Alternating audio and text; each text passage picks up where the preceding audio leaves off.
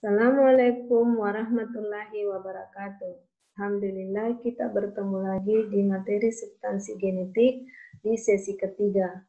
Kali ini saya akan menjelaskan proses sintesis protein.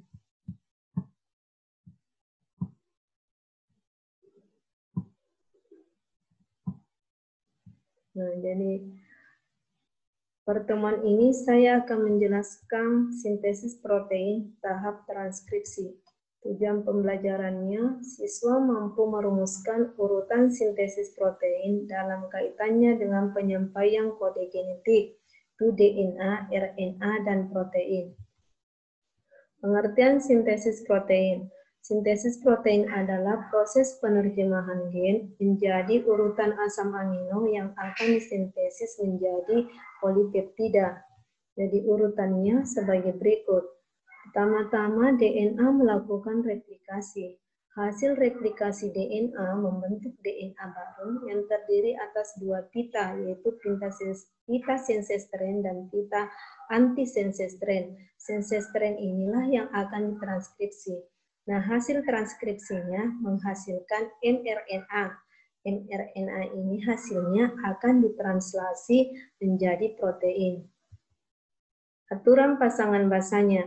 Jadi aturan pasangan basa RNA, adenin berpasangan dengan urasil, guanin berpasangan dengan sitosin. Jadi tahapan sintesis protein ada dua tahap, yaitu tahap pertama transkripsi yang terjadi di nukleus.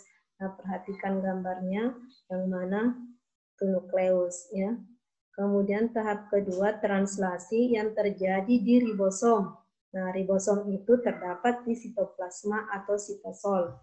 Jadi perhatikan gambarnya, di situ adalah sitoplasma. Jadi ribosom berada bebas di sitoplasma dan ada juga ribosom melekat pada retikulum endoplasma. Jadi pengertian transkripsi. Transkripsi adalah penyalingan kode genetik di dalam DNA yang menghasilkan rantai RNA. RNA yang dihasilkan itu adalah mRNA atau messenger RNA.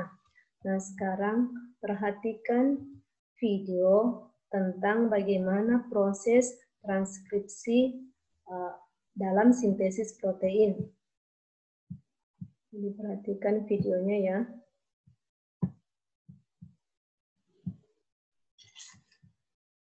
Assalamualaikum warahmatullahi wabarakatuh. Nah, kali ini saya akan menjelaskan tentang sintesis protein.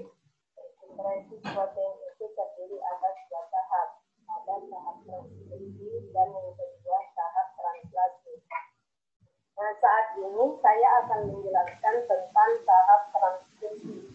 Jadi transkripsi itu terjadi di dalam nukleus atau inti sel.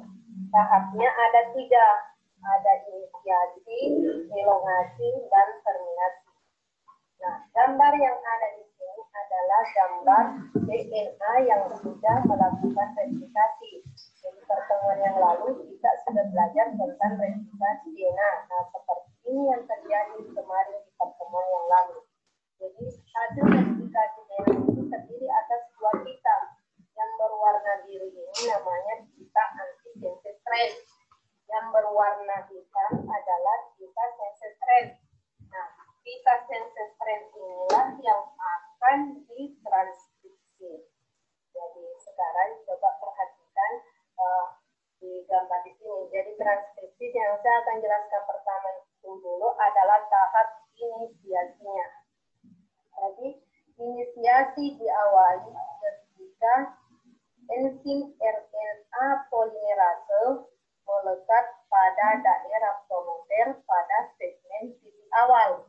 Jadi DNA polimerase membuka pilihan double helix ini, membuka pilinannya seperti ini, dan mulai mensintesis pada segmen titik awal pada pita salinan.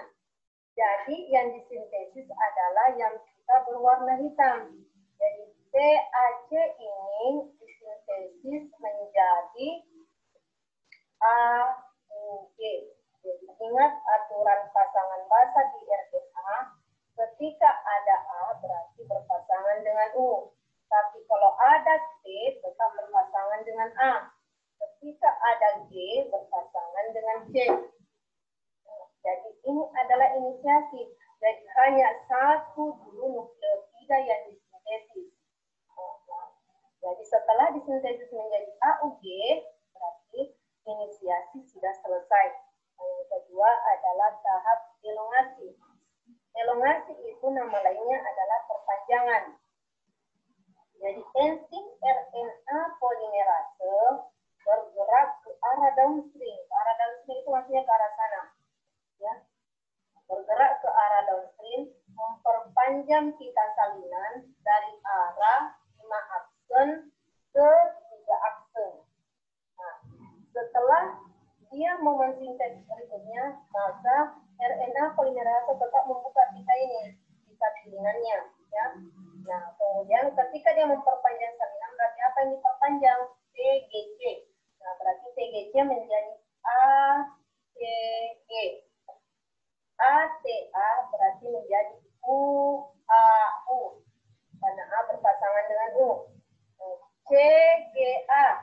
Berarti pencet lihat ini GCT. Ingat kita contohnya GCT berarti CGA. GC. Tapi terjemahannya sintesisnya CCG. CCA AGU. Nah, CAG EUC, CCT GGA, ATC sintesisnya berarti UAG. Nah, ketika memperpanjang pita salinan, kapan berhenti? Ketika ketemu dengan codon stop. UAG itu salah satu codon stop. Berarti enzim RNA polimerase berhenti mensintesis. Jadi elongasi sudah selesai. Nah, ketika tadi sudah disintesis ini basa-basanya, maka yang sudah disintesis berarti tadi ini enzim RNA polimerase tetap membuka pilinannya tadi. Setelah selesai disintesis satu pilihan, dia kembali double helix. Dan kembali double helix. Ini. Setelah sampai di sini kembali lagi double helix. Nah, sampai di sini karena sudah ketemu codon stop sudah berakhir, nah kembali lagi double helix. Jadi elongasi selesai. Nah, sekarang terminasi. Setelah enzim RNA polimerase bertemu dengan codon stop, maka enzim RNA polimerase berhenti mensintesis. mRNA yang sudah jadi mulai dari AUG sampai AUG sampai AUAG itu meninggalkan nukleus. Nah, ini meninggalkan nukleus. Jadi ini adalah batasannya nukleus. Dia akan meninggalkan nukleus. Bagian kosong-kosong ini disebut poli inti. Nah, enzim RNA polimerase meninggalkan pitanya dan sehingga terbentuklah mRNA. Nah, mRNA ini nama lainnya adalah kodon, nama lainnya juga kode genetik. mRNA meninggalkan nukleus. Ini warna ini ya, mRNA-nya. Ini mRNA. Ini meninggalkan nukleus melalui pori inti menuju ke ribosom. Sampai di ribosom ini mRNA, dia akan melekat pada ribosom di sitoplasma. Jadi ribosom itu ada berada bebas di sitoplasma, ada juga melekat pada retikulum sitoplasma. Nah, ketika sampai di ribosom, di sitosol atau di sitoplasma, dia di sini mRNA ini akan lanjut ke tahap kedua. Jadi mRNA ini yang akan ditranslasi. Jadi itulah penjelasan saya tentang bagaimana proses transkripsi dari sintesis protein. Sekian, wassalamualaikum warahmatullahi wabarakatuh. Ya, jadi terima kasih atas perhatian Ananda. Setelah mencermati video ini, saya berharap kalian bisa memahami bagaimana proses transkripsi sintesis protein terjadi. Nah, sekian, wassalamualaikum warahmatullahi wabarakatuh.